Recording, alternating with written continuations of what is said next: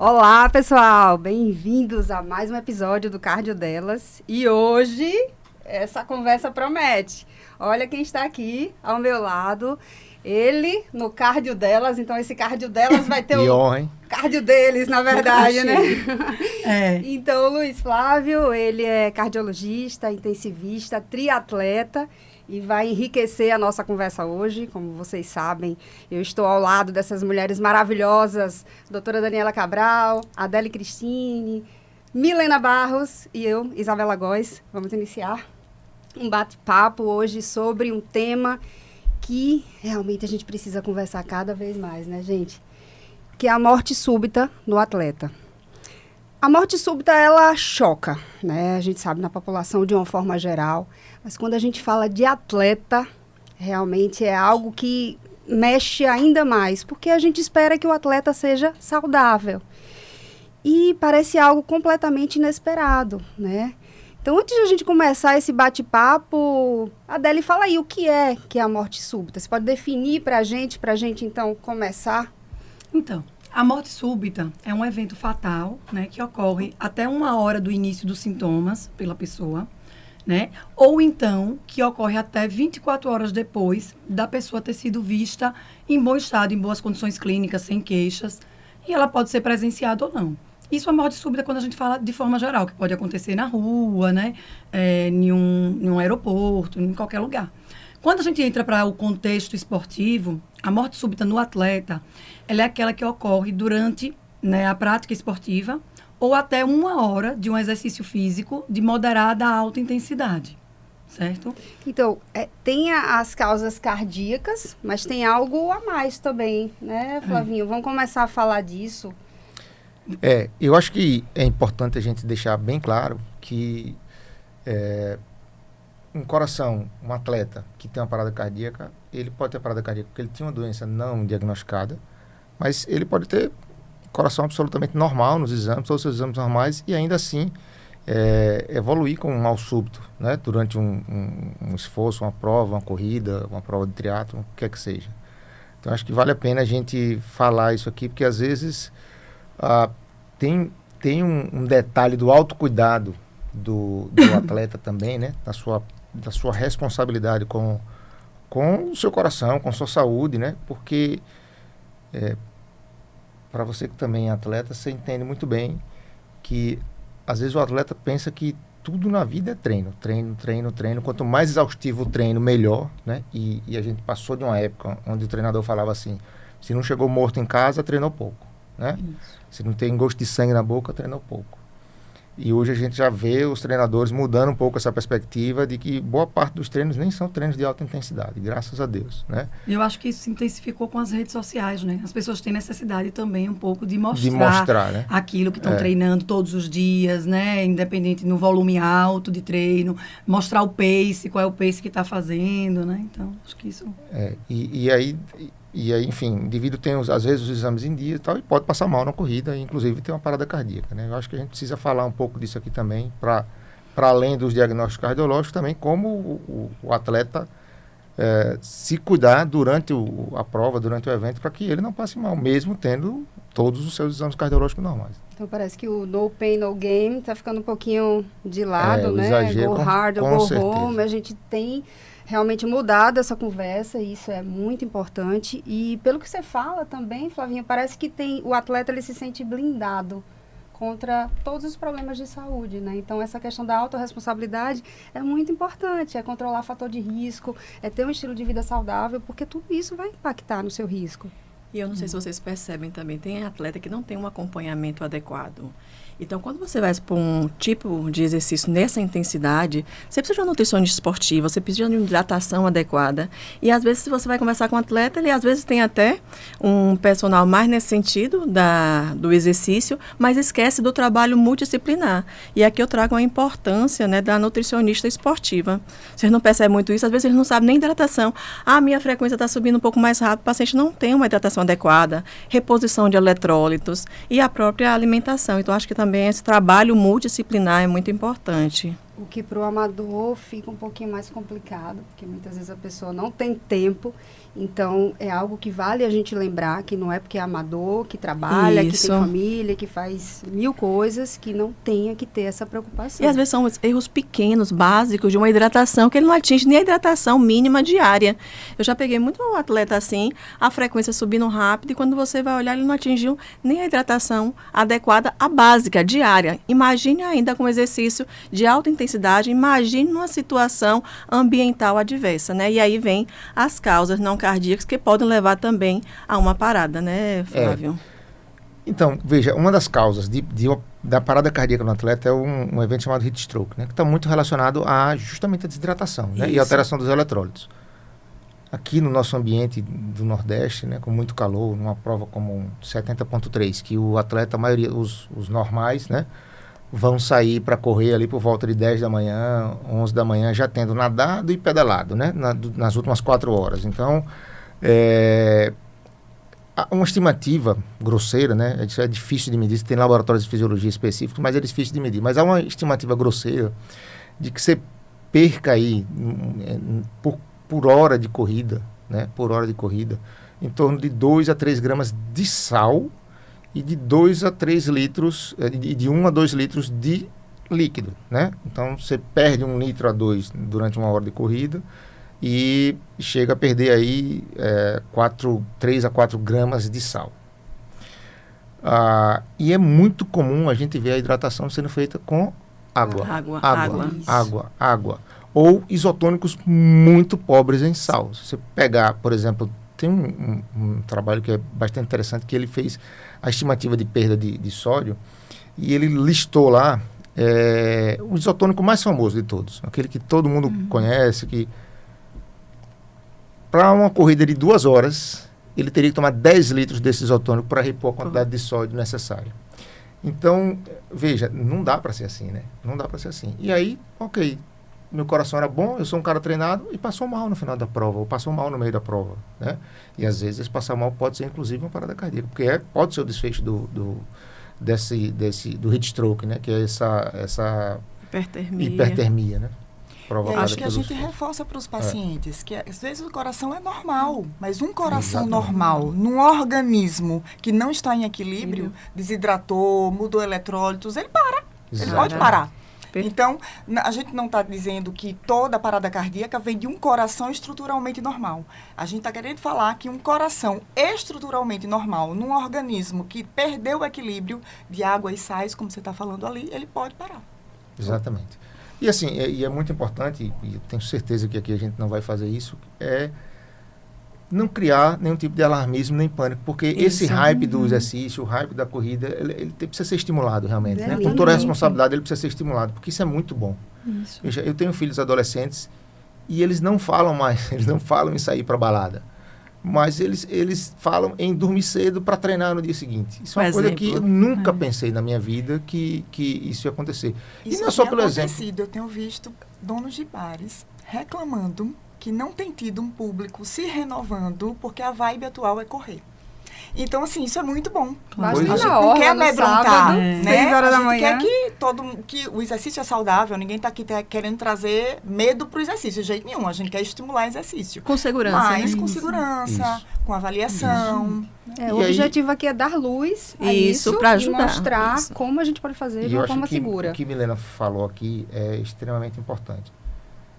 E é negligenciado, né? Além de um bom treinador, né? Porque senão você vai ter problema no treinamento e infelizmente, eu já tive inclusive exemplo de amigos que fizeram treinamento com inteligência artificial, planilha de inteligência artificial, e se deram muito mal na metade do ciclo. Então, a gente tem que tomar muito cuidado com isso, com a forma como está sendo usada a inteligência artificial, porque ela não substitui o profissional. Com certeza. Né? Então, além de ter um treinador, ter um nutricionista é muito importante, porque, principalmente em provas longas, né? Passou de 10 quilômetros, tem que ter. Eu acho que não tem conversa, tem né? muita coisa para dar errada, né? Numa prova longa. Então, você pega um 70.3, 6 horas de prova para um normal. É muito tempo para muita coisa dar errada. Você tem que ter sempre um plano B em todos os aspectos. Você tem que ter um plano B para natação, porque a água pode estar mais fria, pode estar mais quente, pode ter mais vento, pode ter mais correnteza, você vai fazer mais esforço do que está preparado. Água viva. Até água Pode ter água viva. viva, pode ter água viva.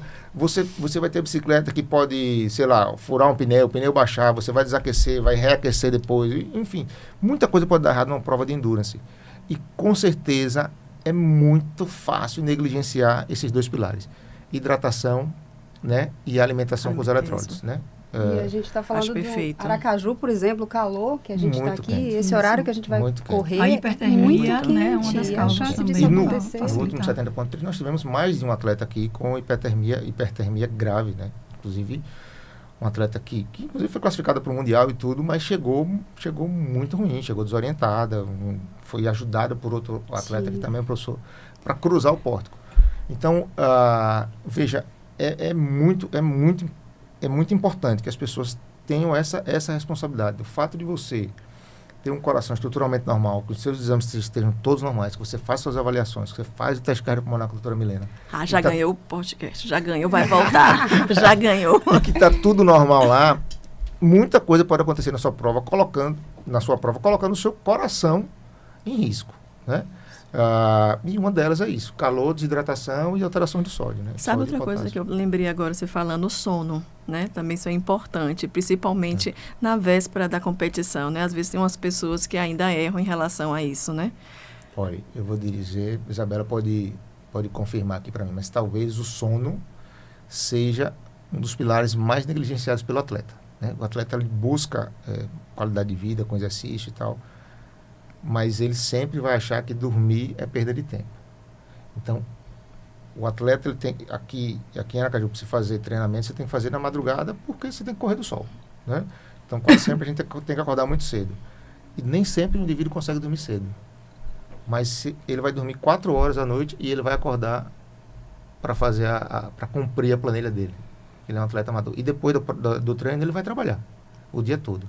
Então, eu tenho certeza que o sono, pelos colegas de triatlon, pelos grupos de triatlon, pelos grupos de atletas... negligenciado. É o mais negligenciado. Eu lembrei disso agora, a gente falando, mas também tem o sono. Pego também muito erro em relação a isso. E recuperação também é treino, né? Recuperação também é treino. E é imprescindível para prevenir esses eventos também, né? Tá lá em todo o trabalho que você vai ler sobre prevenção de eventos, tem treino adequado, recuperação adequada. E o sono faz parte dessa recuperação. Perfeito. Quanto mais a gente estuda sono, mais a gente quer dormir. Mais a gente quer dormir. Verdade. E ainda tem aí é um problema sério em relação a isso, porque o horário, então, para pedalar, eu acabei que eu mudei muito. Agora eu tô olhando ainda mais, eu sempre tive esse lado de querer olhar para o esporte como saúde, mas a gente sabe que o que a gente vê na prática acaba fugindo um pouquinho disso, mas precisa sim ser olhado com saúde, principalmente ao amador, né, gente?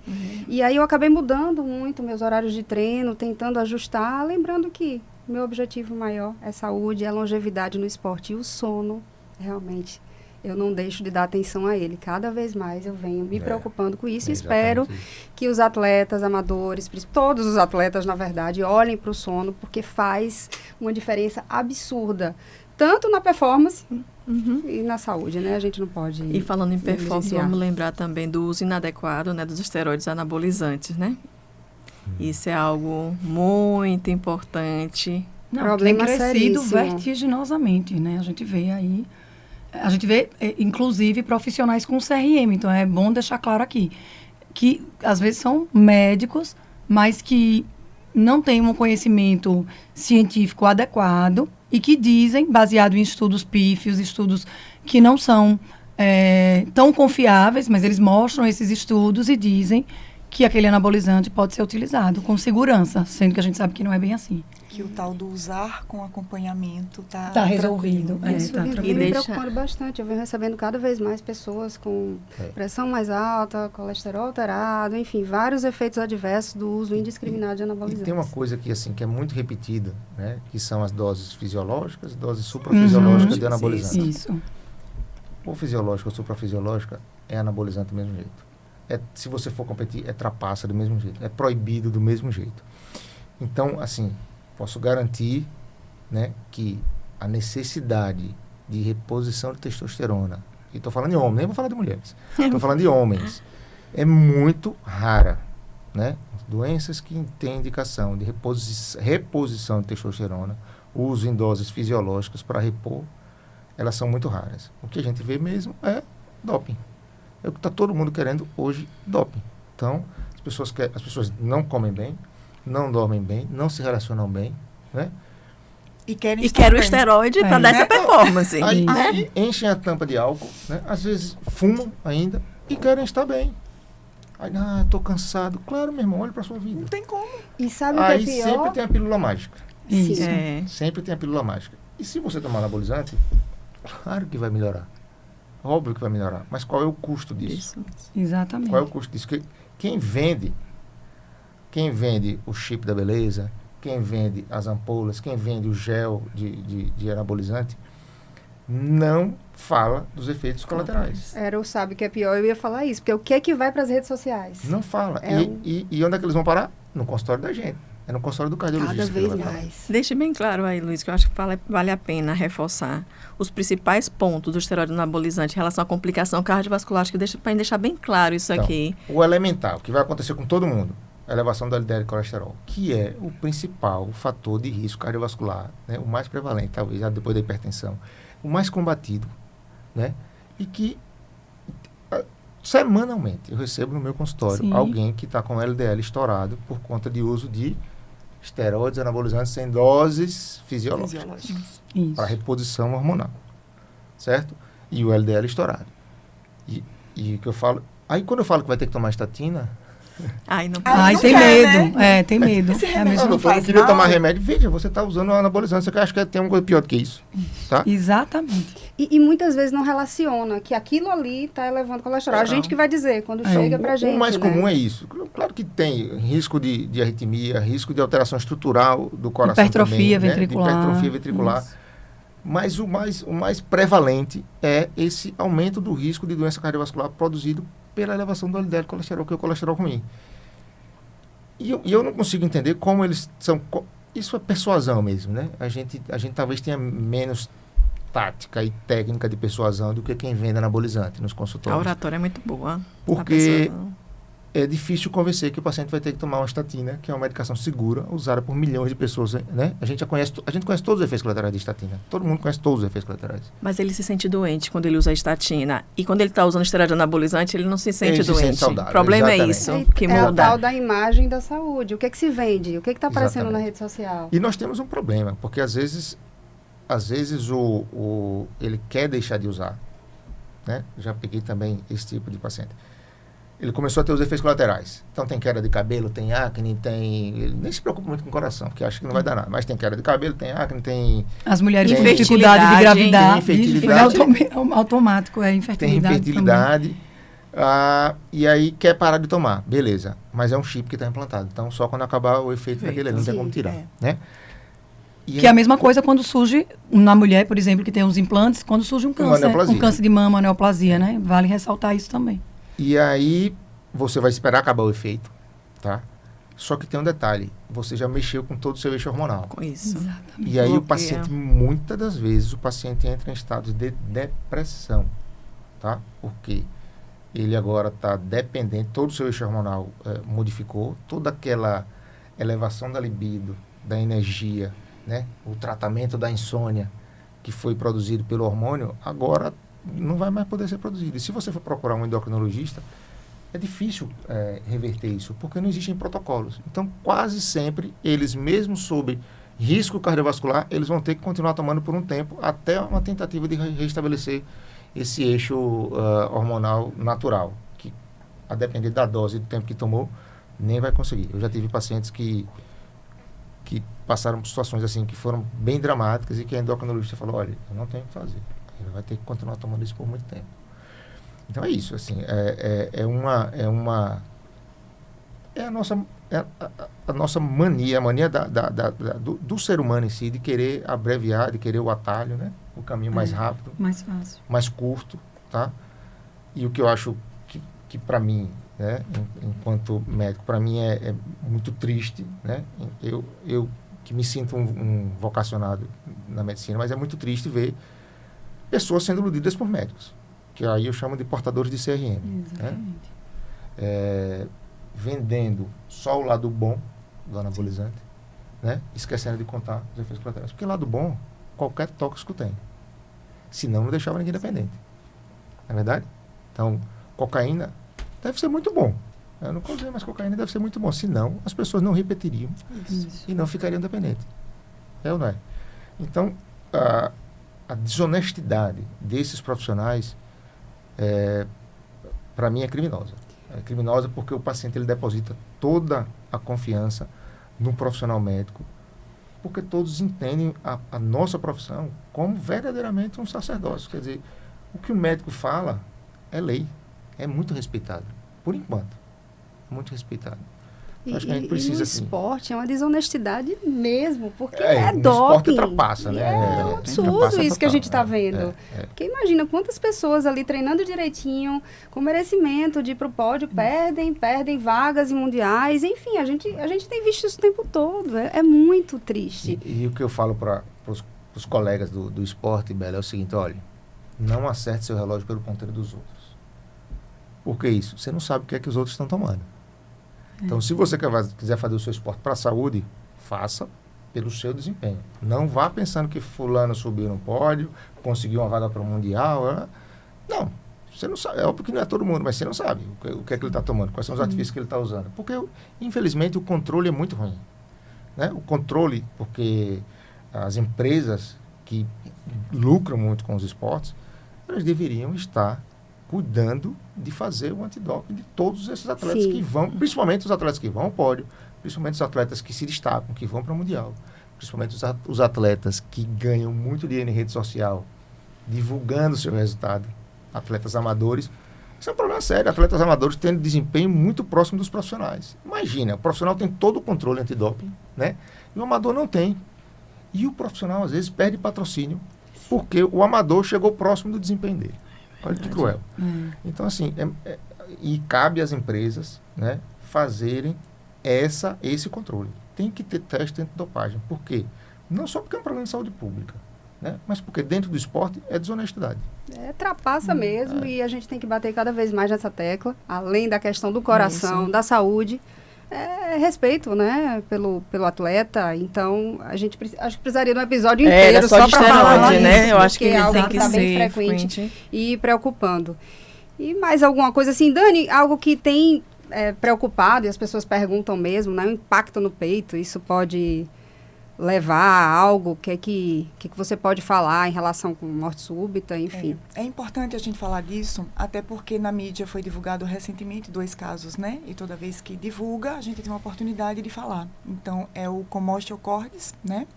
Então, uma pancada na região do tórax, se ela ocorrer num determinado momento exato do ciclo cardíaco, ela pode desencadear uma arritmia normal. Nunca uma arritmia fatal, melhor corrigindo, num coração normal. Então, assim, é algo...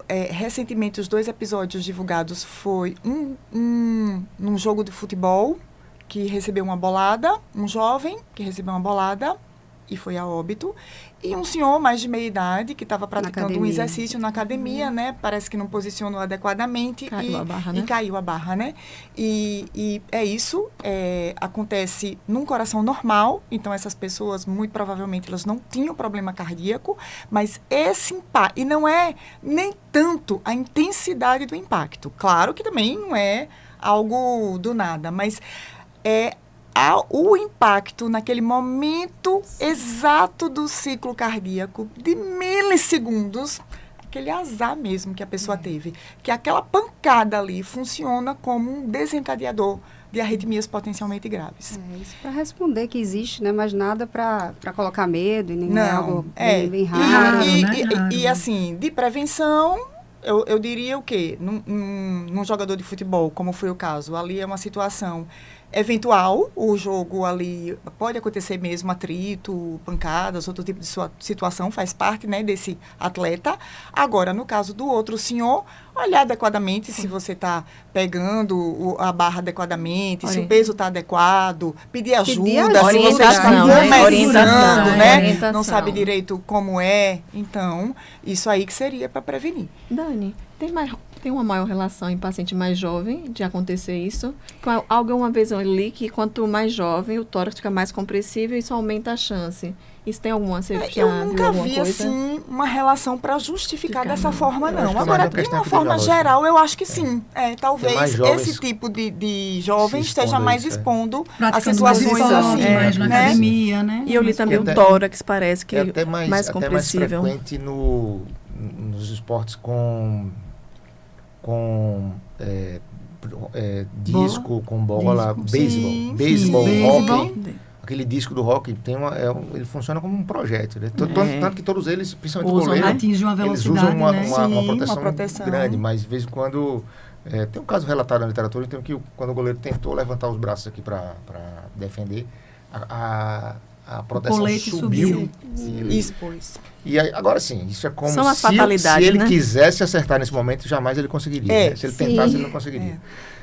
Mas um caso foi interessante, que isso me chamou muita atenção, muita discussão, foi esse da academia, né? O senhor estava fazendo um supino lá na barra e ele pegou na posição na barra, que é uma posição que é mais confortável. A gente costuma pegar, toda vez que eu pego agora eu fico lembrando disso. Mas é uma posição mais confortável de pegar realmente, né? Que é quando você não entrelaça a barra entre o polegar aqui. Então você deixa o polegar do lado, ela é mais confortável. Depois disso eu parei de pegar assim. Eu também. Mas todo mundo lembra, tem um né, detalhe agora, aí né? que a gente precisava falar, que era o seguinte: nessas duas situações, um desfibrilador e gente treinada potencialmente teria salvado Já essas era duas pessoas. A situação que a gente ia entrar agora, né? Porque a gente fala muito de avaliação para a gente detectar doenças, detectar situações, orientar o atleta durante a atividade dele e tudo mais. Mas, como a gente já citou lá no início, que mesmo com tudo isso, pode acontecer algum evento, seja por doença pré-existente, seja pelas alterações durante a atividade, seja uma fatalidade dessa. Então, para esse tipo de situação, é o desfibrilador que a gente precisa. Porque nem todo caso de morte causador de morte súbita, a gente vai conseguir diagnosticar, mas se a gente tiver cada vez mais desfibriladores em locais de grande circulação de pessoas, porque assim, até como a Adele comentou aqui no início, a morte súbita, como a gente conceitua, ela acontece nos lugares onde a gente vive. Ela não acontece nos hospitais. As mortes nos hospitais são mortes mais ou menos esperadas, né? Claro que tem situações no hospital você ter esse tipo de arritmia. Mas o que a gente está falando aqui de morte súbita, a grande maioria vai acontecer nos espaços em que a gente vive. Então, nos shoppings, nas academias, nos aeroportos, nos estádios de futebol, os locais que a gente vive. E aí a gente precisa, o que é definitivo, no condomínio, o que é definitivo, assim, resolutivo, no caso de uma parada cardíaca por taquicardia ventricular e fibrilação ventricular, que é isso na prática que a gente está falando aqui, é a desfibrilação, é o uso do desfibrilador. Então, a gente precisa de duas coisas: desfibrilador disponível nesses locais e pessoas habilitadas a usar o desfibrilador. São aparelhos que até orientam. Então, teoricamente, se a pessoa tiver o mínimo de tranquilidade nesse momento, ele pode ter a orientação do próprio aparelho, mas claro que é uma situação que já gera um estresse. Até em equipes treinadas, imagine um leigo e fazer isso sem ter treino, né? Então, a gente precisa de desfibrilador cada vez mais disponível nos ambientes e de pessoas treinadas. Capacitar essas pessoas. É interessante que aqui em Aracaju a gente tem legislação sobre mais isso, de né? 20 anos sobre isso. Uma lei de 2005 que exige que em locais de alta circulação, como você citou, shopping, rodoviária, aeroporto, estádios, né, de futebol, e academias, e a lei especifica academias com mais de 500 alunos matriculados, devem ter um desfibrilador pelo menos e equipe treinada. Não é só o desfibrilador, é desfibrilador e equipe treinada, né? E a gente precisa massificar isso, tá? E massificar isso e como a Daniela falou, isso acontece do nosso lado, né? Acontece em casa, acontece no trabalho, né? Acontece a caminho do trabalho. Outro dia teve um evento desse aqui na 13 de julho, onde o indivíduo estava dirigindo e teve uma parada cardíaca dentro do carro. Então, as pessoas precisam ser educadas, né, inclusive desde crianças, a reconhecerem uma parada cardíaca, no mínimo, a pedir ajuda e começar a ter uma compressão até que o desfibrilador chegue. Mas nesses locais especificamente é preciso cumprir a lei. é preciso cumprir a legislação. E aí cabe à população civil se organizar, né? E cobrar que essa lei seja aplicada. Porque o dono da academia, se não for provocado, não vai investir nisso, tá? Embora uma parada cardíaca na academia seja traumatizante, né? E seja uma mancha no currículo dessa academia. Principalmente se ocorre uma parada cardíaca dentro de uma academia e não tem nem desfibrilador, nem gente treinada, porque isso é descumprimento da lei, né? Então, a gente precisa cada vez mais massificar. Esse aparelho já foi caro, hoje é um aparelho barato, tá? Não é uma coisa cara. E a gente precisa desmistificar, porque é um aparelho que foi desenvolvido para ser usado por pessoas fora da área de saúde, não é para leigos, né? Então, é preciso que as pessoas compreendam um pouco disso e cada uma tente tomar um pouquinho mais de iniciativa no sentido de saber o que é, entender que aquilo ali é para leigo. Eu acho que cabe a gente aqui da sociedade também explicar para as pessoas, né, o que é um desfibrilador, como é que se usa. Não é coisa para médico, não é coisa para enfermeiro, não é coisa para bombeiro, é coisa para o leigo, para quem está passando ali, tem uma parada cardíaca no shopping, quem está passando vê, pega e usa. Então, barato, ele dá os comandos, a questão é as pessoas não terem mesmo conhecimento. Algo que e nem a disponibilidade ainda e a dos equipamentos. disponibilidade, então, mas é barato e parece que está tendo um movimento agora, eu estou percebendo, as academias, pessoas conhecidas começando a perguntar mais. Acho que isso vem dessa tentativa da gente espalhar, mas ainda falta muito. E um dado muito importante, a taxa de sobrevida com o desfibrilador, ele chega a 85%. Sem desfibrilador, em torno de 35%. E Dani falou ali algo muito fundamental. Por quê? Quais são as principais causas, né, de parada? São os ritmos chocáveis, que é a taquicardia ventricular e a fibrilação ventricular. Então, isso faz toda a diferença. Então, a gente precisa realmente, e aí Luiz Flávio depois vai falar um pouquinho, né, que ele está tentando mexer com o sistema público sobre a presença de DEAs na nossa cidade, porque o desfibrilador externo automático, a gente tem que ver, olha a diferença. Com um simples desfibrilador, eu saio de 35% para 85% a taxa de sobrevida. Então, é algo realmente muito importante que a gente tem que lutar para ter nesses locais da nossa cidade. E é interessante, né, Milena? Assim, eu fico me sentindo até velho já agora, contando histórias de quando eu comecei. Mas eu fui da primeira equipe, a equipe que fundou o SAMU aqui em Aracaju, né? E naquela época a gente assistia filmes e tal, liga 190, 91, liga 91 e tal, e aqui não existia 91. Se alguém tivesse uma parada cardíaca, um acidente na rua, não fazia nada. Ou um vizinho passava e levava, ou a polícia levava, não existia serviço aqui. E quando eu entrei no SAMU, a gente se sentia um pouco super-herói por isso. Na época a gente fazia muita simulação e tal. Só que, e o SAMU é um serviço extremo. Obviamente hoje já é imprescindível, né? Mas o SAMU não é onipresente. Exatamente. E no momento de uma parada cardíaca, tempo é sobrevida. Você fala assim, 85% de chance, e essa chance, depois do terceiro minuto, ela cai vertiginosamente, né? Então, posso dizer para você que se você não tiver uma parada cardíaca dentro da base do SAMU ou do lado, na casa vizinha a uma base do SAMU, essa ambulância não vai chegar até você com o desfibrilador em 3 minutos. Não mesmo, né? Então, é preciso que a gente tenha um desfibrilador por perto, onde tem aglomeração, onde tem gente correndo risco de uma parada cardíaca, né? Porque não dá tempo da ambulância chegar. Visível, que as pessoas se orientem, por exemplo, você chega no show, você chega no aeroporto, saibam onde está aquele desfibrilador, né? Procurem saber. Eu fiquei até pensando agora numa corrida, numa ultramaratona, por exemplo. Você tem um desfibrilador lá na... Você passou por algum desfibrilador alguma vez? Não, imagina, se tem um lá no final, daqui que... Isso é muito importante porque esse posicionamento que a SBC, doutora Milena, que é uma das autoras, trouxe agora, ele fala justamente sobre isso. E eu comentei isso, sabe, Milena, antes de você falar rapidinho. Eu comentei isso com a direção médica da Maratona de Aracaju ano passado, que nós tivemos um evento que foi, graças a Deus, muito bem sucedido, uma parada cardíaca, foi bem atendida e tal. E eu comentei isso.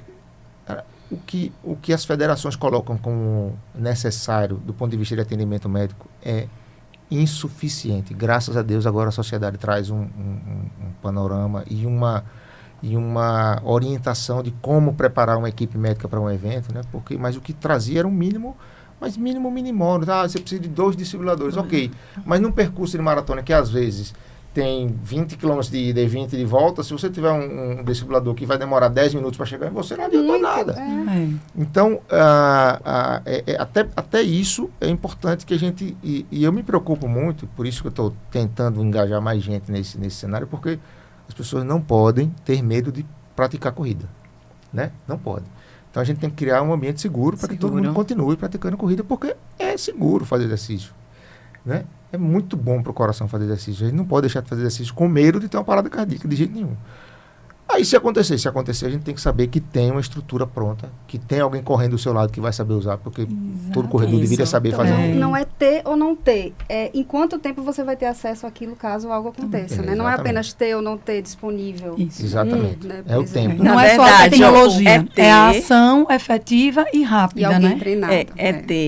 É ter alguém treinado, preparado e também o tempo adequado para chegar, como ele colocou bem, plano, né? Se você demorar mais que 3 minutos, a cada minuto você reduz de 6 a 10% a chance de sobrevida, porque você sai daqueles ritmos que são chocáveis e você acaba evoluindo para aqueles outros, né? Recentemente, não sei se vocês viram, que teve um atleta de tênis de mesa que sofreu uma parada cardíaca e é angustiante o tempo que se demora para ele receber um tratamento efetivo.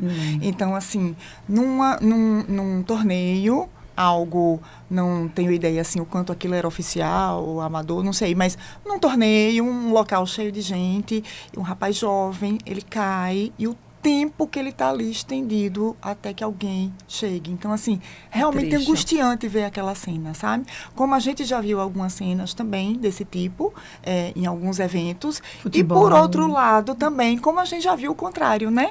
De acontecer, de receber o choque e o indivíduo levantar na mesma hora. Porque a gente já viu isso, né? A gente já atendeu paciente em esse tipo de parada e imediato, né? Então, tá na parada, tomou o choque inteiro de volta, né? Porque então, acontece, então. Além de tudo que a gente já falou do uso rápido, é saber reconhecer, né? Quando é um desmaio simples, né? E quando é uma parada cardíaca.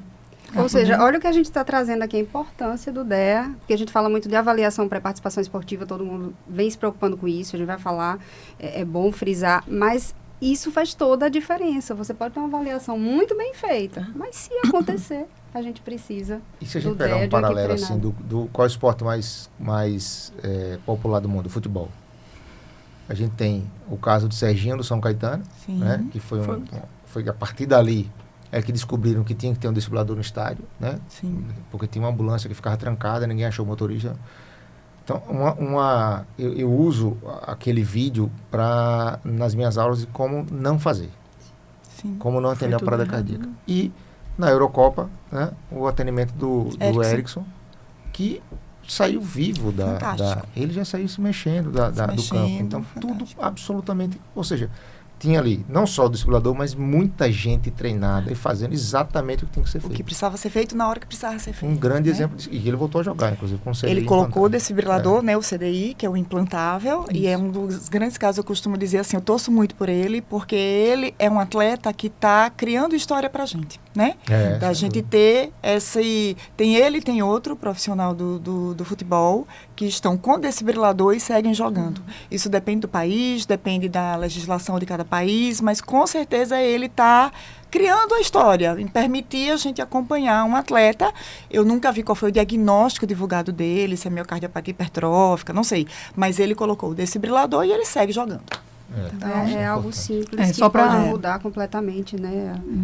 Avisar as pessoas, né, que o CDI é um desfibrilador semelhante ao que a gente usa, só que a gente está falando do DEA, que é o desfibrilador externo, e o CDI é o desfibrilador implantável, que a pessoa coloca no próprio corpo para, se ocorrer alguma arritmia grave, ele disparar e retornar ao ritmo normal do coração.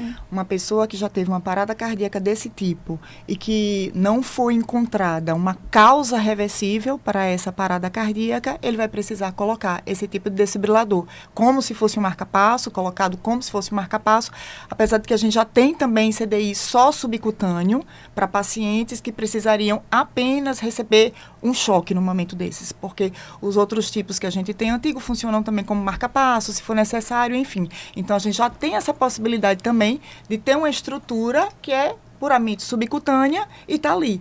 Então, como esse indivíduo já teve uma parada e por não ter uma causa reversível, ele tem o risco de ter de novo, ele passa a ser uma pessoa que porta esse desfibrilador ali com ele e, em caso de uma arritmia, o aparelho vai reconhecer e aquele tipo de choque que a gente está falando externo, o próprio aparelho realiza, né? Ô, Dani, eu também acho que é interessante falar, estava aqui pensando, o paciente escutando, né? Não é para coração normal que ele fala, não, então eu vou botar esse desfibrilador, porque se eu tiver alguma coisa para garantir, para garantir. Isso, não. Tudo na vida tem seus prós e contras, tudo tem. Né? Então, assim... Tem suas indicações. Tem as indicações. Então, é paciente que tem arritmia grave, paciente que tem cardiopatia. Então, assim, esse desfibrilador, né, implantável, não é para todo mundo, porque também quem estiver escutando a gente pode falar, então, vamos eu vou colocar um desfibrilador e vou prevenir qualquer evento. E prevenir. O que a gente faz para prevenir, então, Né? Helena? Fala aí. A gente precisa de uma avaliação, pré-participação, como a gente chama. Conta um pouquinho aí o que é que o paciente precisa fazer, se é necessário procurar um médico sempre que vai iniciar uma atividade física, como que é isso? Então, muita coisa que a gente já falou, na verdade, né? Porque para você prevenir morte súbita vai desde tudo que a gente está falando de reconhecer, de ter desfibrilador, mas algo muito importante que começa antes, que é a avaliação pré-participação. Então, hoje a gente vê muito atleta aumentando a intensidade e o volume e esquece de uma avaliação. E esses dias, até um atleta, um colega médico, chegou para mim já com 50 anos, nunca tinha feito uma avaliação. Então, o que eu trago aqui, que a gente tem que também se preocupar com o antes. Não é só no momento, lógico, que a gente discutiu até agora, os pontos importantes para diminuir, né, a chance de uma morte súbita, mas vamos começar da base. Se eu estou aumentando a intensidade, eu estou aumentando o volume, eu sou um esportista amador, atleta é igual a avaliação. Atleta é igual a avaliação pré-participação. E quando a gente fala de avaliação pré-participação, é desde uma boa anamnese e um bom exame físico, a boa história médica, o médico conversar com o paciente. E aqui eu trago um alerta importante, que é a busca ativa. Quando a gente for atender um atleta, a gente só não pode ficar perguntando assim, você sente alguma coisa? Indague mais. 3 sintomas: dispneia, dor torácica e desmaio. É algo muito importante, essa busca ativa faz toda a diferença. Porque, às vezes, uma falta de ar ele não valoriza, uma dor torácica também não. Então, você tem que ser mais incisivo nessa pergunta. Outra coisa muito importante a gente está perguntando nessa avaliação é a história familiar. Será que você já tem alguém que já morreu subitamente? Na família tem alguma história de cardiopatia, de arritmia? E o exame físico que a gente já faz, né? Olhar a pressão, olhar os pulsos, né? Ver o paciente como um todo. Então, a base é a anamnese, exame físico. Só que aqui eu trago o alerta. O atleta, como ele está exposto a uma intensidade maior e pode, nesse dia, estar casado com uma situação, com um ambiente desfavorável, ele tem que ser mais bem investigado. Então, quais são os exames complementares? Vamos falar um pouquinho de exame, né, Belinha? Para também todo mundo chegar que estiver nos escutando falar, poxa, será que não está na hora de fazer uma avaliação? Então, a gente viu essa avaliação da parte médica, mas tem alguns exames complementares. E aí faz a diferença se o paciente ele tem abaixo de 35 anos ou acima de 35 anos. Se eu tenho um paciente abaixo de 35 anos, a gente pensa em quais principais doenças, né? As cardiopatias estruturais e as arritmias. Então, nesse paciente, é obrigatório um eletrocardiograma, certo? Quando eu tenho acima de 35 anos, qual é a principal doença que mata? O infarto. Doença arterial coronariana, que é o infarto. A obstrução das artérias. Quase 80% aí é o infarto. E para a gente investigar isso, qual exame que a gente vai precisar? Hoje a diretriz, lembra da outra vez que a gente fez um podcast, que o teste ergométrico ficou assim, considerar? Hoje a diretriz ela é mais taxativa. Ela já coloca o teste ergométrico acima de 35 anos. E se o paciente for um atleta de elite, ele coloca até o ecocardiograma. Você lembra que a gente fez aquela discussão? E aqui eu trago um ponto importante, que às vezes, porque assim, não é receita de bolo. Nessa avaliação, eu vou avaliar o risco do paciente, o risco de ter evento, um infarto, um AVC. Então, se esse paciente ele já tem um risco de moderado a alto, às vezes só o teste ergométrico não é suficiente. Eu vou precisar de uma prova funcional, ou seja, um ecocardiograma sob estresse físico, ou uma ressonância, ou até um exame anatômico como a angiotomografia. Então, mas tudo qual é a base? É a avaliação pré-participação. Vamos pensar, se a gente já conseguir avaliar bem esses atletas, já diminui a chance. Lógico, como não é só coração, eu dependo de outros fatores, né? A gente vai precisar do mesmo cuidado durante as provas. Mas a avaliação pré-participação, ela é essencial em todo o atleta. Não vamos esquecer também do laboratório, né? Que a gente precisa, no laboratório que você vai ver a glicemia, você vai ver o colesterol dos pacientes, se ele tem alguma anemia. Eletrólito, sódio, Eletrólito, tudo. E muita gente quer uma resposta rápida, né? Qual é o exame que eu devo fazer? Não é o exame. individualizado. Não é o exame, É né? uma avaliação muito bem feita. E a base da avaliação, vamos sempre pensar, para não ser aquela parte automática de exames, a gente tem que trazer a importância dessa conversa com o paciente para você entender o risco desse paciente e você poder estratificar esse risco. A partir disso, a gente vai fazer exames. Mas a partir de 35 anos, vamos ficar sempre isso na cabeça, pelo menos do teste ergométrico, laboratório, vai precisar. E atleta de elite, foi incluso o ecocardiograma e a depender do risco do paciente, a gente vai pedir outros exames. Eu gosto de um estudo muito, eu às vezes falo muito de estudo, mas porque tem alguns que trazem algumas mensagens. Tem um estudo MESS, que ele foi, acho que, publicado em 2023. Ele foi feito com quase 800 atletas. E foram atletas master. Uma média de idade perto de 50 e pouco. E o que eu achei interessante? Eles acompanharam por 5 anos, né? Esses atletas fazendo avaliação anual, né? E eletrocardiograma. Quando o eletro ou qualquer alteração ocorresse, o paciente fazia teste ergométrico. Fazendo a avaliação anual, em 5 anos, tiveram quantos eventos? 10. Desses 10, 7 foram cardiológicos, certo? Desses cardiológicos, quantos o teste ergométrico deu alterado? Entendeu? Nesses 7, 3 testes ergométricos deram alterados. Então, assim, nem sempre o teste vai conseguir diagnosticar. Sabe quais foram os maiores marcadores para evento? Idade, dislipidemia e o score de Framingham maior ou igual a 10%. Então, veja, se você tem uma idade, você tem colesterol alto e você tem já uma estratificadora que te mostra que esse paciente é de alto risco, já fiquem ligados, entendeu? Agora que os atletas machos não querem mas por que eu trago acreditar isso? que precisa controlar o porque colesterol, às vezes o atleta ele tem uma boa adaptação, ele às vezes faz um teste ergométrico, teste cardiopulmonar normal, como aquele atleta que eu apresentei no congresso que tinha uma coronária anômala, né? Com todos os critérios de gravidade, o teste cardiopulmonar dele era normal, o teste ergométrico, mas ele tinha um risco maior, entendeu? Então, assim, a gente tem que, às vezes, investigar um pouquinho mais o paciente, sabe, para fazer o diagnóstico. Aquele paciente que tem uma dislipidemia, na verdade, o último não foi da coronária anômala, foi um paciente que tinha dislipidemia, colesterol elevado, tinha cardiopulmonar normal e tinha uma lesão grave na descendente anterior e estava fazendo o triatlon, tá entendendo? Então, assim, às vezes, o que é que vai nortear isso? Uma boa avaliação, né? Quando você fala de busca ativa, a gente percebe isso na mudança de pace, Flavinho. Você vê um atleta que ele vinha num pace de 4:30 e de repente ele começa a vir a 5 e pouco, muda. E, mas tá ótimo, mas para ele não tá, e ele tá sentindo essa diferença. Eu já tive um paciente que a gente correu atrás disso e viu que tinha algo que precisava cuidar, que precisava tratar. Então, falar a linguagem do paciente é muito importante também. Verdade. E isso que você falou é fantástico, é busca ativa. Porque não é só, tá tudo bem nos exames, mas tem algo ali que talvez a pessoa não esteja achando que chama tanta atenção. E manter as avaliações regulares, né? Porque às vezes a pessoa faz uma avaliação, tá tudo bem, tá tudo bem aqui, e segue aumentando o pace, segue, né?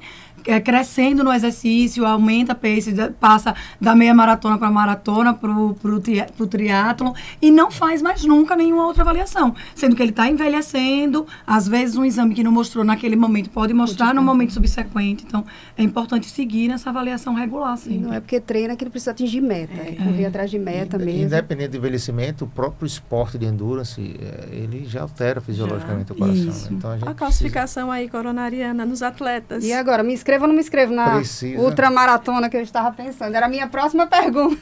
Vocês já fizeram escola de cálcio de vocês? 0, meu. Eu preciso fazer, ainda então, não fiz, não. Eu acho que em atleta, cada vez mais. Eu acho que vamos trazer essa parte. Eu voltei pro triatlon 10 anos depois. Então, antes de voltar, eu fiz minha score de cálcio. Vou aproveitar. A score de cálcio é para todo mundo. É importante dizer isso aqui. Como que é isso, Milena? Então, você viu que a diretriz americana, esse ano, ela apertou mais, né? Score de cálcio para homem acima de 40, maior ou igual a 40 anos, e mulher acima de 45 anos. Então, eu ainda não fiz 45, tá tudo certo. Mas você é atleta, menina. Então, atleta, eu acho que tem que ter um olhar um pouquinho diferente, porque a alta intensidade, alto volume, aumenta a calcificação coronariana. Mas não é para ter medo, porque a gente sabe também, vou trazer já o outro lado, o atleta não morre mais, né, do que o sedentário. A gente já sabe que está bem documentado que atleta tem maior calcificação coronariana por alguns mecanismos. A parte mecânica, o cesariamento, a alteração da homeostase do cálcio, ele tem mais calcificação coronariana, né? Essa alta intensidade, aumento da epicardia e pressão, isso acaba modificando um pouquinho a parte endotelial. É isso que eu ia esclarecer rapidamente. Atletas, principalmente, de volumes extremos, de endurance. Não é o atleta moderado que corre 5 quilômetros, assim, no geral, que vai ter esse risco discretamente aumentado, né? São atletas de endurance, né? De provas longas, maratonas, que têm um risco ligeiramente maior nesse caso. Isso. Aí, a calcificação coronariana é maior nesse tipo de atleta. Mas a gente não quer colocar medo. Na verdade, o que é que a gente quer? Prevenir. Mas para prevenir, precisa avaliar. Se eu tenho um score de cálcio maior do que 100, eu quero uma meta mais baixa para esse colesterol desse paciente. Ele é atleta, mas ele precisa de uma meta menor do que 70. Quando você está falando de meta aqui, é meta nesse meta sentido. De colesterol. Se eu tenho hoje um score de cálcio maior que 300, é como se tivesse um evento. Essa meta hoje vai para menor do que 50. Então, só isso, pensa, se eu pego um atleta, eu vejo score de cálcio alto, tenho uma prova funcional normal, eu otimizo o remédio de colesterol para esse paciente, eu já diminuo bastante o risco dele. Agora, se eu deixar um atleta que ele se acha o símbolo da saúde, né? Com esse colesterol elevado, score de cálcio alto, aí junta numa situação ruim para ter um evento como um infarto, isso aumenta a chance. E outra coisa boa também, que a Adele puxou, que apesar desse score de cálcio, isso ainda está bem contraditório, né? Ser mais alto, muito trabalho mostra também que essas placas de cálcio são mais estáveis para evento, né? Então, uma das explicações é essa. Apesar que ainda não está fechado, porque já surgiu o trabalho mostrando também em atleta com placa mista. Não é bem assim. Veio um estudo mostrando que não é só aquela placa estável. Pode ter a placa mista, que aí a gente tem um risco aumentado. Enfim, não entra no desfecho ainda. Ou seja, não é que aquilo ali aumenta a chance de ter o infarto. Na verdade, mas é algo que liga a luzinha, né, Mi? Acende a luz. É prevenir, é tratar. A gente já sabe que tem aumento. Tem aquela curva, né, que a gente fala, a curva em U do exercício físico, né? No sedentário, ele tem maior chance, né? Depois diminui o risco e depois aumenta o risco de mais de evento. E uma das coisas dessa é maior chance de arritmia, maior chance de infarto. Então, o que a gente precisa fazer é a prevenção. Vá numa consulta, resolver o seu atleta, precisa de uma avaliação médica. A avaliação médica para você estratificar seu risco e você tratar o que precisa tratar. Mas não leve porque eu estou doente, estou usando remédio. Não, você está fazendo prevenção. Pior é ter um evento. E eu acho que é importante também a gente trazer aqui, eu queria até sua opinião, Flavinho, em relação a maratona é saudável, Ironman é saudável, ultramaratona. Porque assim, eu vou ser bem sincera, eu não venho estimulando, a gente sabe que tem muitas questões que a gente precisa responder ainda. Precisa entender também por que a pessoa quer fazer. Eu vou falar por mim. Eu sou apaixonada. É algo assim que mexe muito com o meu emocional. Então, eu faço por paixão, sabe? Tem a questão da saúde mental mesmo. Mas eu venho cada vez mais, como eu falei aqui no início, olhando para a saúde, me preocupando com isso. Essa coisa de performance, de tal. Quem gosta também, não, nada contra, mas ir para esse lado aí, do cuidado. A gente precisa focar no cuidado. Se quer fazer, se tem essa paixão, vamos correr atrás desse cuidado. Mas o que eu observo é que tem muita gente indo, eu já comecei a correr, eu fiz 5, 10, agora 21, agora é maratona, como se fosse algo que fosse algo obrigatório. E vai parar onde? Então eu acho que essa pergunta é muito importante. Por que você corre longa distância? Será que é por paixão? Será que é? Inclusive, eu falo isso para os pacientes, né? Porque os pacientes, eles chegam no consultório, quando você pergunta, o que é que você faz de exercício físico? Eu não sou triatleta, não. Calma, nem precisa ser triatleta para ser saudável. Isso. Muito pelo contrário. Pelo contrário. Muito pelo contrário. Eu acho que não. O que a gente faz treinando para triatlo de longa distância não é fisiológico. Não é.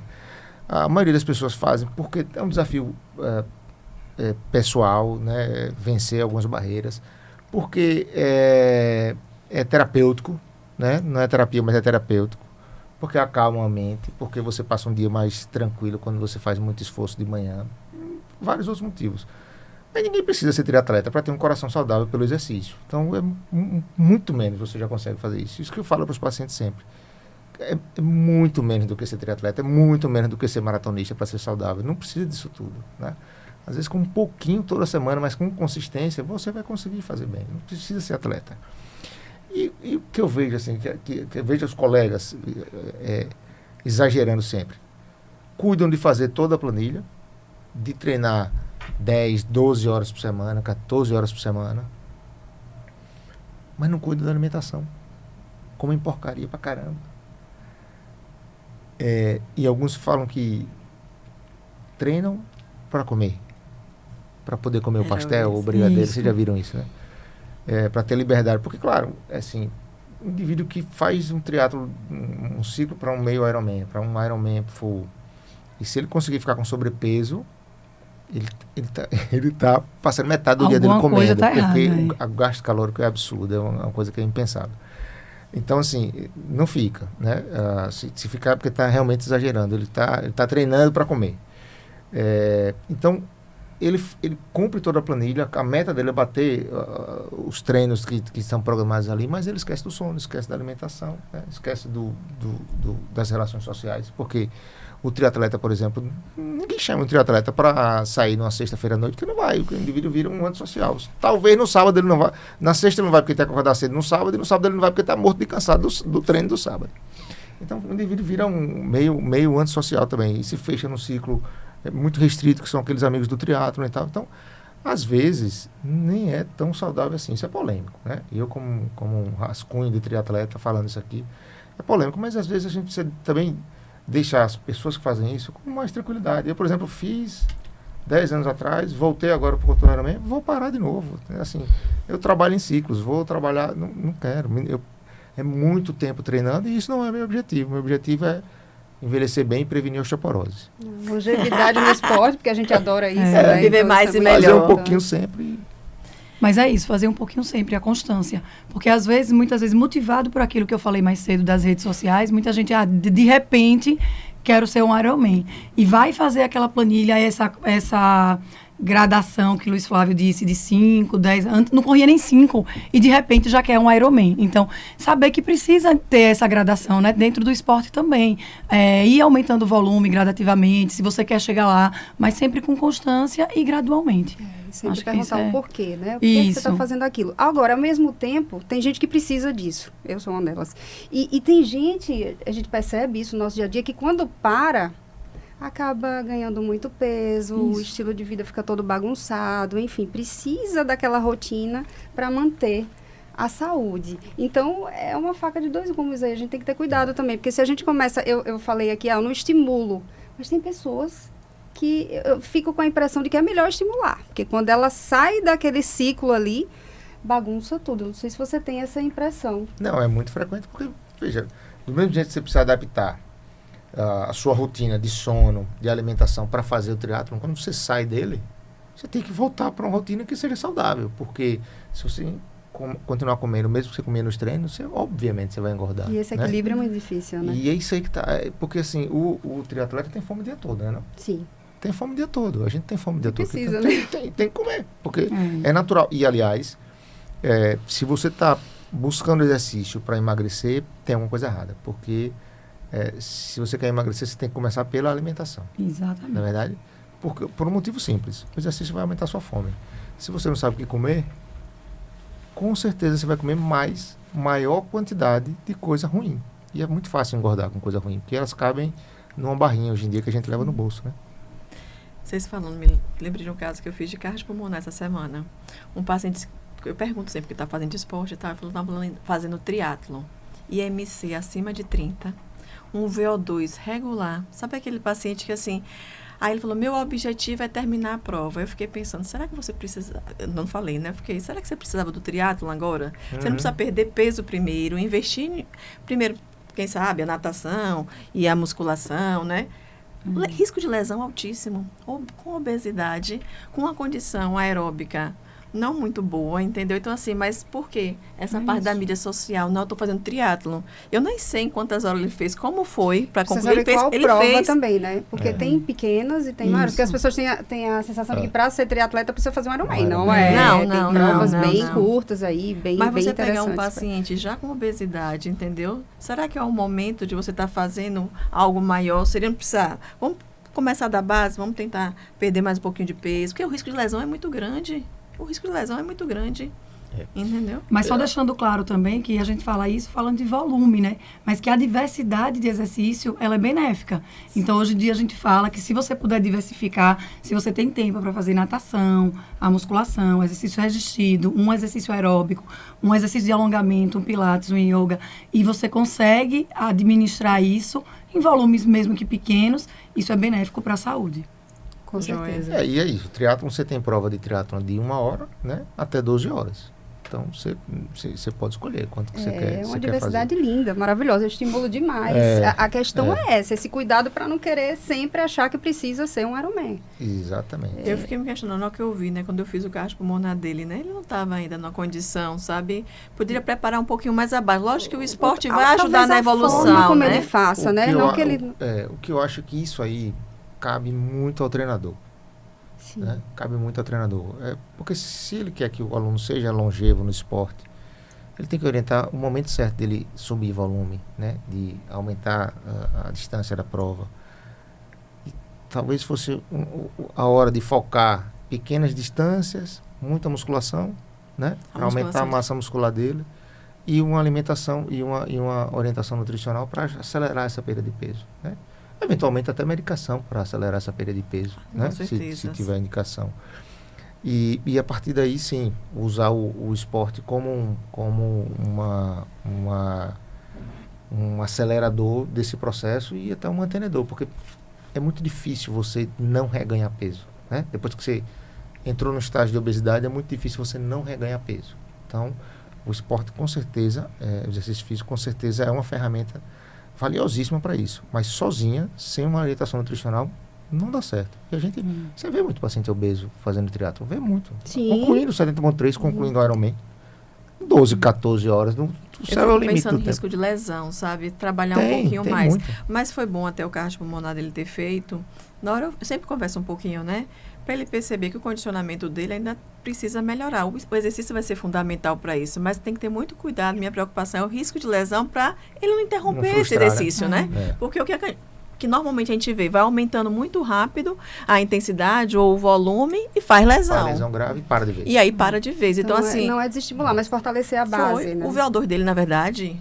deu reduzido, né? Ele não tem nenhum VO2 para um paciente saudável normal. Não estou falando nem de um atleta. Então, ele precisa melhorar mais esse condicionamento. O exercício físico vai ser fundamental. Mas minha preocupação é a evolução disso, como é que está sendo feito para não ser interrompido. Quem pediu esse teste cardiopulmonar vai ter essa noção de orientar dessa forma, entendeu? Porque, não sei se foi o treinador que pediu, se foi um cardiologista, mas essa orientação... Digamos, vamos dar um passo atrás. Vamos perder peso, diminuir o volume, aumentar a sua musculação, para depois você investir nesse triatlon. Mais, né? Esse falar em um passo atrás me lembrou de outra coisa também, que é muito frequente a gente ver nos atletas, quadros virais. E é tão difícil dar um passo atrás, né? As pessoas vão treinar doentes. É a história do no pain, no gain que você falou no início, né? Então, acha que mesmo doente tem que manter o mesmo volume de treino, tem que treinar. E aí o risco disso são as miocardites, né? Tem uma prova em vista e tem uma planilha a seguir. Isso. Sim. E o indivíduo não aceita, assim. E eu falo, cara, você está resfriado, você não deveria sair para treinar.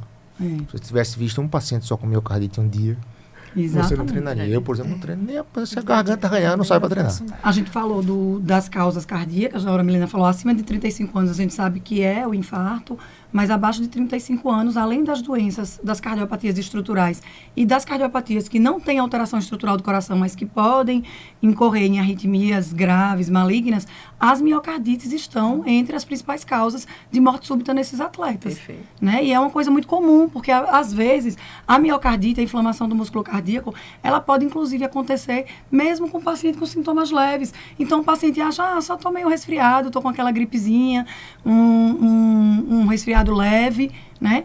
E acha que ainda assim pode ir treinar. só que o músculo cardíaco está inflamado. Então tem que ter muito cuidado até nas postagens que as pessoas botam. Qual é a sua desculpa? Minha desculpa é que eu tô com quadro viral, exatamente. eu tô doente e eu vou respeitar meu corpo. E essa é uma boa desculpa, é uma ótima desculpa, na verdade. Não é desculpa, é você usar o esporte para a saúde, não para performance, não pela medalha, né? Porque a gente sabe que a miocardite, ela favorece. Pode aumentar a inflamação do miocárdio. A miocardite não, o exercício físico, né? Num paciente com miocardite que tem a inflamação ativa, que ainda não tenha se recuperado completamente, pode aumentar a inflamação, porque o exercício tem aquela demanda que o coração, naquele momento de estresse, não está no momento de responder. Pode favorecer, aumentar o dano celular, o dano das células do coração, e pode favorecer arritmias graves. Isso tudo. Então, até o tempo de recuperação, se você tem o diagnóstico mesmo da miocardite, você precisa de um tempo de recuperação. As diretrizes hoje dizem entre 3 e 6 meses e precisa de uma reavaliação antes de começar.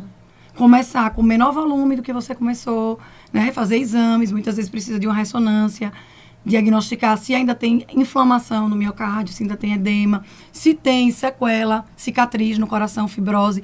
Hoje a gente sabe que fibroses acima de 20% estão relacionadas a um maior risco de morte súbita. Então, esses pacientes, talvez, óbvio que cada paciente vai ser discutido, a gente vai levar em consideração a opção dele também, mas muitos desses pacientes a gente pede para evitar esportes de moderada a alta intensidade, quando tem essa fibrose muito grande no coração. Então, tudo isso vai precisar ser avaliado antes dele voltar para a atividade física. E é interessante porque como é que a gente trata uma infecção viral, né? A gente não trata, Exatamente. quem trata é o corpo. Quem trata é o corpo. Então, na infecção viral, existe uma batalha enorme do nosso corpo para se livrar do vírus, né? Já diziam nossas avós, né? Gripe é repouso, cama, né? E sopinha. Exatamente. E aí o organismo está ali se desgastando ao máximo para conseguir se livrar, né? E por isso que a gente fica às vezes com uma fadiga, uma moleza e tal. Se desgastando ao máximo para se livrar do vírus, e a gente vai lá e dá um estresse a mais. Então, assim, a chance de dar errado é grande, né? Mas isso é o protótipo do atleta mesmo. Ele quer ver a planilha dele cumprida. E ele acha que se ele passar uma semana gripado e ele não for treinar, o mundo vai acabar. Mas pode acabar mesmo se ele for treinar. Entendeu? Se ele for... E a gente vê isso, a ressonância ensinou. Quer dizer, eu sou de uma época onde eu não tinha ressonância quando eu comecei a fazer cardiologia. Aqui no estado, e a gente, para fazer um diagnóstico de miocardite, normalmente era um paciente que chegava com dor torácica, insuficiência cardíaca, às vezes com coronária normal, né? E a ressonância ensinou a gente que tem muita gente que nunca teve nenhum sintoma. Isso. E você vai fazer a ressonância por outra avaliação e acha lá sinais de miocardite anterior, né? Prévia. E lembrando que a miocardite ela pode ser causada por vários vírus, a gente fala muito, né? Porque todo mundo fala muito de Covid não, já existia antes da Covid, né? Talvez a gente não detectasse tanto, porque os exames não eram tão disponíveis, mas adenovírus, coxsackie, vírus bem comuns, influenza, pode dar miocardite também, e que a miocardite, a gente está com um expert aqui em Covid, talvez um dos maiores experts em Covid de Sergipe. Experiência. E aí, assim, porque muito se fala, né, da miocardite relacionada à vacina. Então, a vacina pode dar miocardite. Os casos de miocardite relacionados à vacina são raríssimos, raríssimos. Em compensação, se você pega a infecção por Covid, ou até para outro, comparando o Covid com a vacina da Covid, né? O risco da infecção gerar uma miocardite pode ser até de 40 vezes maior do que o risco da vacina levar algum tipo de miocardite, mesmo que mais leve. Eu acho que essa questão da Covid foi pedagógica nesse aspecto, né? As pessoas começaram a falar mais da miocardite, mas realmente eu já tive paciente com miocardite por dengue, por influenza, né? Por chikungunya. Então, assim, qualquer infecção. E não só viral. Porque depois da pandemia, as redes sociais bombaram muito mais, né? Então, tudo tá ali disponível. Quem quiser falar, fala. E aí, tudo era muito novo. Começou a se falar. Daqui a pouco fala da vacina. Mas, assim, pra gente que sempre trabalhou com isso, sempre existiu. Exatamente. A gente sempre viu miocardite. Exatamente. Então...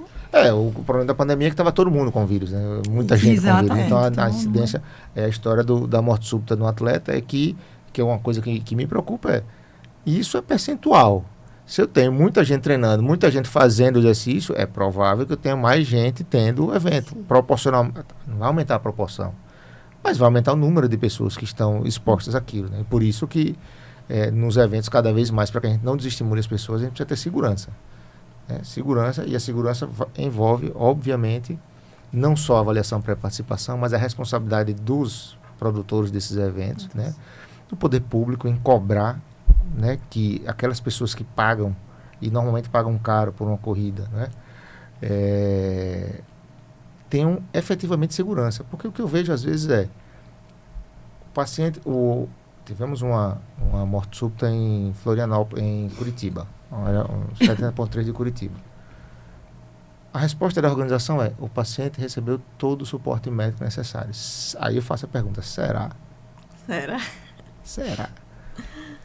Porque o que é o suporte médico necessário? Primeiro, se for uma parada cardíaca, o desfibrilador está na mão dele ali, do socorrista, em 3 minutos. Será que teve isso mesmo? Né? Será que o profissional que estava na ambulância tinha capacitação para isso?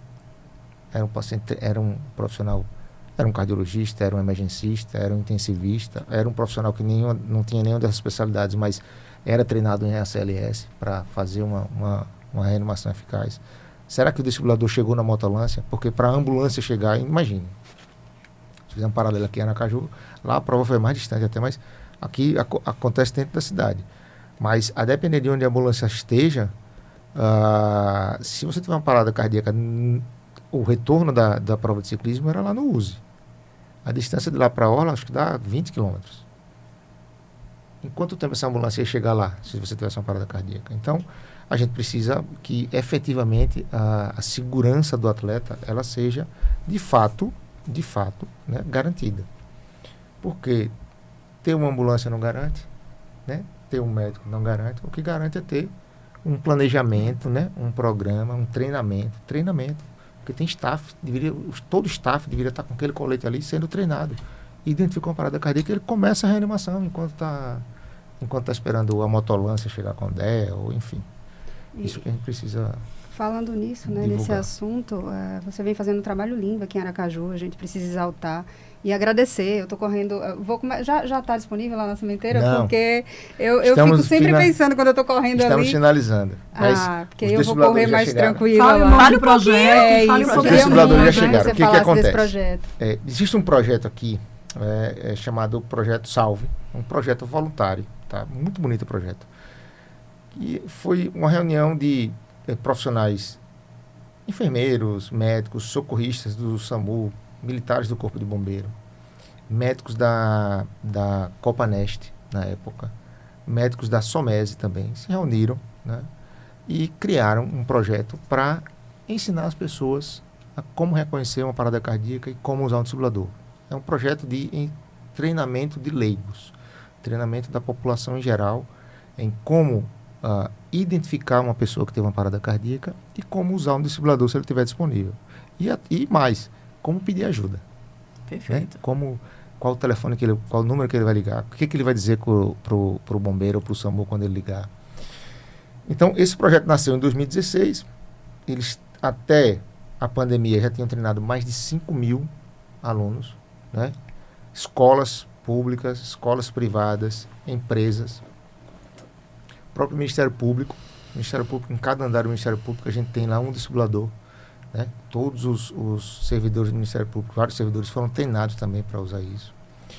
E aí veio a pandemia, né? E a pandemia, obviamente, desestruturou tudo isso, isso passou a ser secundário. E mais recentemente eu, vendo esse hype de corrida, muita gente correndo na orla, eu passando correndo e com esse nosso olhar, onde é que está o desfibrilador aqui? Sim. Com tanta gente correndo, com gente sem preparo correndo, inclusive, né? Onde é que está o desfibrilador aqui? Porque o maior medo que eu tenho é identificar uma parada cardíaca do meu lado e não ter o desfibrilador. Porque a sensação de impotência, ela é total, né? É total. E o que eu disse uma vez num vídeo que eu postei no desafio que eu fiz lá no Instagram foi o seguinte: veja, eu sei exatamente o que fazer na parada cardíaca, mas se eu não tiver um desfibrilador na minha mão, eu não consigo salvar ninguém. Porque eu vou ficar fazendo compressão ali até a hora da ambulância chegar, a ambulância vai chegar com 10 minutos e talvez eu não tenha feito absolutamente nada. As pessoas costumam dizer, né? Vou bom. correr ao seu lado porque eu estou mais tranquila, eu estou segura que eu estou ao lado do cardiologista, no cardiologista. A não ser que eu corra com um desfibrilador nas costas, mas não é, eu preciso da ferramenta, né? Então o que a gente quer é que ninguém espere por um cardiologista correndo do lado. Exatamente. Né? A gente tem um caso que é um caso emblemático do Cristiano, o Cristiano Golden, não sei se você já conhece, ele é um meio maratonista, teve uma parada cardíaca na meia maratona do Rio, e ele teve essa sorte. Então, o cardiologista estava correndo do lado dele. Ele foi um desses que foi para o hospital, tudo foi investigado, nada foi encontrado, ele ganhou o desfibrilador e ele passou a ser o embaixador tá? Teve um CD livro que vale implantado a pena. e ele passou a ser um embaixador. O livro dele que chama Quilômetro 19. Isso. Foi o quilômetro onde teve a parada cardíaca. Ele passou a ser um embaixador dessa segurança, do uso do DEA, do treinamento e tal. Então, agora a gente retomou o Projeto Salve. Eu liguei para Rony, que é o enfermeiro, que é o coordenador do projeto. Eu disse, Rony, eu queria me somar a você nesse projeto, porque a gente já tem lei aqui, a gente tem um hype muito legal de exercício físico acontecendo na cidade. A cidade é qualidade de vida. Ela propicia demais essa busca por exercício físico. E eu não queria que alguém tivesse uma parada cardíaca e não fosse atendido, porque tudo que o seu colega sedentário, bebedor de cerveja fala, tá vendo? Se tivesse num bar, não tinha tido uma parada cardíaca. Então, o sedentário sempre fala isso, né? E não é verdade, é seguro correr, mas a gente precisa dar um pouco mais de segurança com isso, porque pode acontecer com qualquer um. Inclusive, eu comecei a treinar ali na cimenteira e eu vi que tem gente de todas as idades, de todo tipo de condicionamento físico, treinando por ali. E todos os dias de manhã eu treinando, eu pensava, se tiver uma parada cardíaca aqui, o que é que eu vou fazer? Pois bem, eu fiz um desafio lá. O desafio era o seguinte: a prefeitura, né, disponibilizava os desfibriladores no Parque da Cimenteira e eu me comprometia, junto com o Projeto Salve, a treinar os servidores. E, para minha surpresa, grata surpresa, a prefeitura, através da Secretaria de Saúde, topou. E aí os parceiros já chegaram, assim, a Copa Neste me procurou e disse, eu topo patrocinar o desfibrilador. Aí ficou muito fácil, porque a gente sabe que para o serviço público, o serviço público é um paquiderme, né? Ele é muito forte, mas pouco ágil. Então, assim, para o serviço público abrir uma licitação, comprar desfibrilador, é muito difícil. Então, é muito mais fácil o serviço público garantir a segurança do desfibrilador, né? E a gente, através da iniciativa privada e sociedade civil organizada, garantir o treinamento e o uso do equipamento. Então, nesse primeiro momento, a gente conseguiu esses 2 desfibriladores, eles serão instalados lá na cimenteira, né? Esse momento agora, enquanto a gente está gravando aqui o podcast, é um momento de... a gente está nos acertos finais do modelo do totem onde vai ficar o desfibrilador. A gente já combinou com a prefeitura que vai ser, mas isso vai ser amplamente divulgado, porque a gente vai fazer simulações lá dentro do Parque da Cimenteira. A gente já treinou os servidores lá da Guarda Municipal, os servidores da Ensub que trabalham por lá. E aí, quando estiverem disponíveis já, a gente vai fazer divulgação massiva e vai fazer simulações lá, né? Não só para divulgar, mas para treinar também, para cronometrar o tempo, né? Para ver onde é que vai ser o melhor posicionamento ali. E melhor do que isso é que esse é um projeto piloto, esse da Cimenteira é um projeto piloto, mas a Secretaria de Saúde já se comprometeu a ampliar isso para outras áreas da cidade. Então, outros parques que a Secretaria de Saúde citou, Parque da Cidade, a 13 de julho, né, quando acabar a obra ali, porque a 13 de julho também é muito frequentada, e na Orla. Então, me parece que esse projeto é um projeto que vai realmente render bons frutos. Eu espero que sim. Espero que ninguém precise, mas que quando precisar ele esteja ali pronto para ser usado. Porque a gente já teve, inclusive na cimenteira, enquanto a gente estava treinando lá, os servidores da cimenteira disseram que nos últimos 2 anos tiveram 2 casos lá de parada cardíaca. Na calçada da cimenteira. Um foi na calçada da cimenteira, a outra, uma paciente estava no Uber. E o Uber entrou lá atrás da Guarda Municipal pedindo ajuda. A paciente tem uma parada cardíaca no Uber. Então é isso. Se as pessoas sabem onde ter desfibrilador, eles sabem onde procurar ajuda, né? Precisa conhecer para saber onde procurar ajuda. E aí, o Projeto Salve, então, ele trabalha como um grupo de voluntários absolutamente sem fins lucrativos. A gente depende do apoio dos parceiros, né? Então, a Copa Neste é um dos grandes parceiros. A Sociedade de Anestesia também é um grande parceiro. Inclusive, o último treinamento foi lá na Copa Neste, eles cederam um auditório e tudo. E a gente está, então, retomando agora com força total, porque... embora seja um projeto voluntário e a gente não cobra para fazer o treinamento, mas tem custo, né? A gente tem que comprar manequim, que são extremamente caros. A gente tem que comprar os desfibriladores de treino também, que são muito caros. A gente tem que alugar um espaço para deixar guardado isso. Também não é barato. Então, muito em breve, a gente vai lançar, inclusive, uma vaquinha virtual aí, para as pessoas colaborarem. Mas mais importante do que a vaquinha virtual é dizer o seguinte: quem quiser ser voluntário ou ser treinado, né, pelo Projeto Salve, entra lá no Instagram do Projeto Salve, manda um direct, tá? O Instagram é @projeto_salve, certo? Projeto_salve.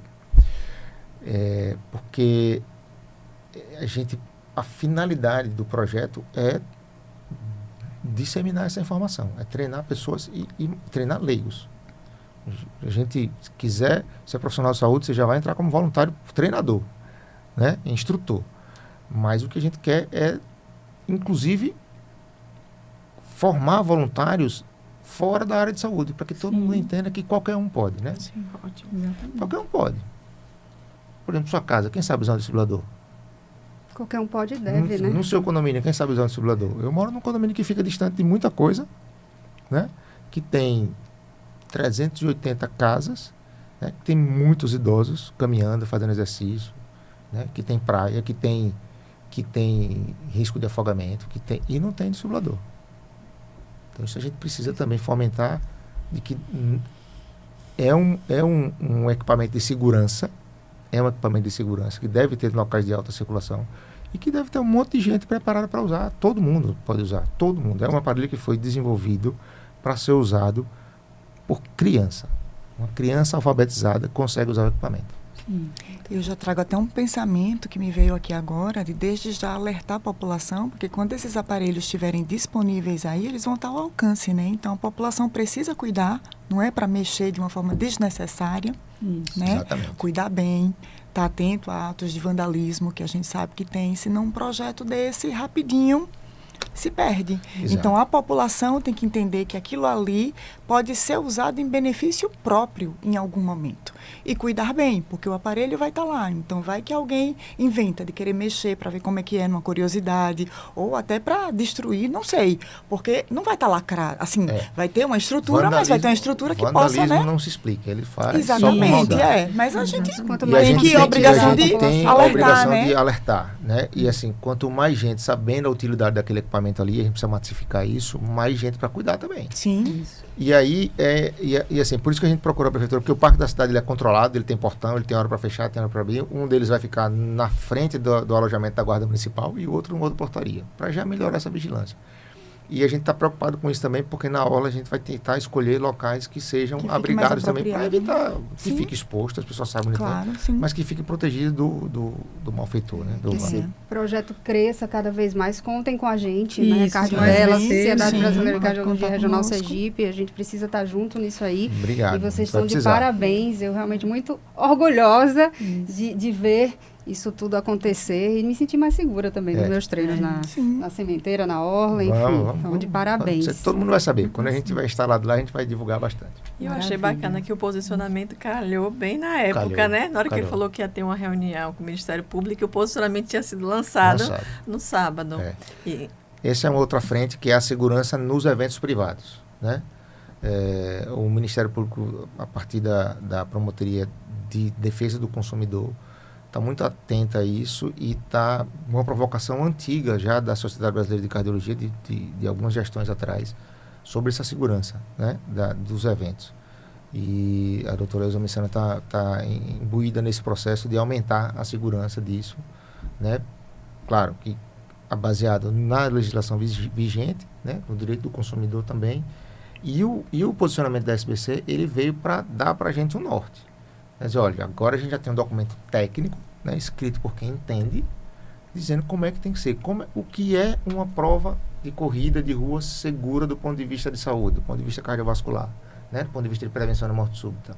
Era para você ter isso aqui. Então agora está documentado, ficou muito mais fácil para a gente criar um documento de exigências dos organizadores. Né? E o interessante é que esse posicionamento ele vai desde a base da avaliação pré-participação até toda a logística nesse evento esportivo em relação a tratar a emergência cardiovascular.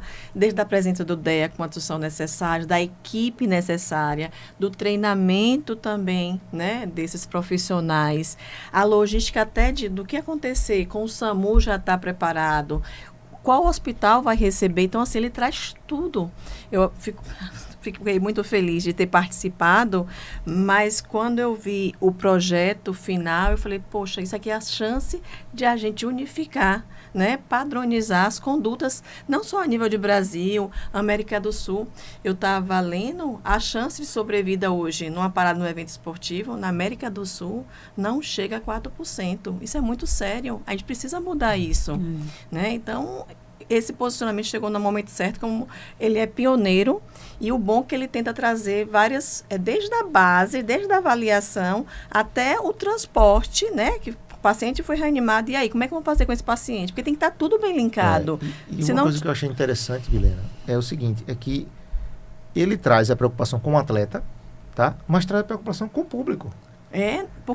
Porque imagine, você está no estádio de futebol, 50 mil, 60 mil pessoas, você tem uma ou duas ambulâncias lá garantidas para os atletas se tiverem parada cardíaca, e as outras 60 mil se tiverem parada cardíaca, como é que vai acontecer? Eles mostram até a posição dos 10 que devem estar no estádio, entendeu? Muita gente Excelente. não pensa nisso, então é a nossa obrigação, tá? Falando sobre isso, Alertar. massificando mesmo, alertando, falando do projeto, falando do posicionamento, e com fé em Deus, vamos ter lindos frutos. A gente vai ter um episódio aqui só falando sobre isso, dos resultados. Vamos lá. Espero que não aconteça, Espero que mas nunca seja usado, mas que se a gente precisar, quer ver funcionando, uma vida seja salva. quer ver Isso disponível. A gente fala isso para os voluntários, olha, esse curso aqui vai transformar você em super-heróis. Vocês nem vão precisar fazer uma faculdade para salvar uma vida. É muito simples de salvar uma vida. E a sensação é muito boa É quando muito você salva a vida. É muito bom. Eu acho que isso contagia.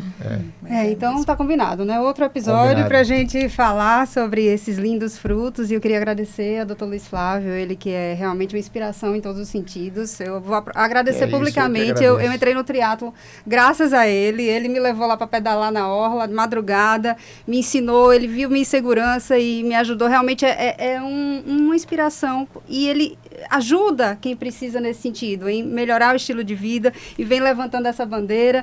Enfim, eu sou sua fã, você sabe disso, mas aproveita que acho que as meninas também têm essa mesma admiração. Mas eu não lembrava que fui eu que levei. Foi você, sim, eu não me esqueço nunca, eu sou muito grata. E eu queria só para a gente finalizar uma frase falando sobre atividade física. Eu acho que o episódio aqui, apesar da gente falar de morte súbita no atleta, ele vem com aquele ar de faça exercício, vale a pena, tomar cuidado, olhar para a base, mas estimular mesmo, né? Então eu queria que vocês deixassem aí uma mensagem, Dani. O episódio é para falar de morte súbita em atleta, né? E a gente, óbvio que com isso tem que falar dos casos aí, das coisas e de como evitar, mas a gente tem que forçar a ideia de que o exercício, o sedentarismo, sim, é que mata mais. Exatamente. Então a gente está falando de morte em atleta porque acontece, como o Luiz Flávio falou, quanto mais gente fazendo, mais vai acontecer. Mas o sedentarismo mata muito mais do que fazer exercício. Adele. Eu ia falar exatamente isso. Então, eu quero trazer a mensagem, eu acho que secundária é que a gente tem que se preocupar com a gente tem que fazer nossa avaliação pré-participação esportiva, cuidar do nosso coração, cuidar da alimentação, mas o esporte traz esse espírito de coletividade. A gente vê aí, né? Mesmo esportes individuais, como corrida, os clubes de corrida, todo mundo junto. Então, é trazer esse espírito de coletividade, é olhar para isso. O Luiz Flávio disponibilizou aí o site para quem quiser se voluntariar. Saiba reconhecer uma parada cardíaca. Se você pratica esporte, saiba reconhecer um colapso quando ele acontece. Manobrar o DEA, usar o DEA, que é a coisa mais simples do mundo. É só você ver rapidamente como é que é feito. Porque um dia pode ser o outro, mas um dia pode ser você. E fazer parte dessa comunidade nesse sentido ajuda a salvar vidas, nesse caso da morte súbita. Perfeito, Li. Já falaram muito bem. Eu acho que eu resumiria em uma frase, sabe? Exercício físico é vida, mas deve ser feito com segurança. Eu acho que para mim isso define tudo. E começando por uma avaliação pré-participação. Atleta é igual avaliação pré-participação. Aqui nosso objetivo, como já foi muito bem falado, a gente não quer tirar o brilho, pelo contrário, a gente quer que esse brilho aumente do esporte, né? A gente sabe que a morte súbita é rara, mas a gente quer que ela seja mais rara ainda. Né? Nos estudos que conseguiram ter um desfibrilador externo automático, a mortalidade reduziu para 50%. Então, o que a gente quer? Exercício físico é vida e ele deve ser feito com segurança. É isso. Provavelmente a gente não vai conseguir reduzir a incidência de parada cardíaca. Mas a sobrevida, né? Mas a incidência de morte súbita, sim. Porque se uma parada cardíaca for bem tratada, for tratada a tempo, essa morte não vai acontecer. A parada cardíaca, sim, mas a morte não. Então, eu acho que a mensagem aqui é essa, né? por fim, dizer o seguinte, que para o seu coração, mais importante do que a intensidade é a consistência. Então, fazer um pouco todo dia, um pouco sempre, é muito melhor do que muito de vez em quando, tá? E o exagero, os extremos sempre levam a gente para o lado errado.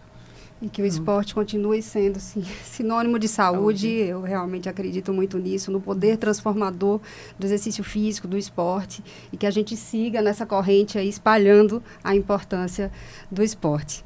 Então, ficamos por aqui, pessoal. Até o próximo episódio. Obrigada.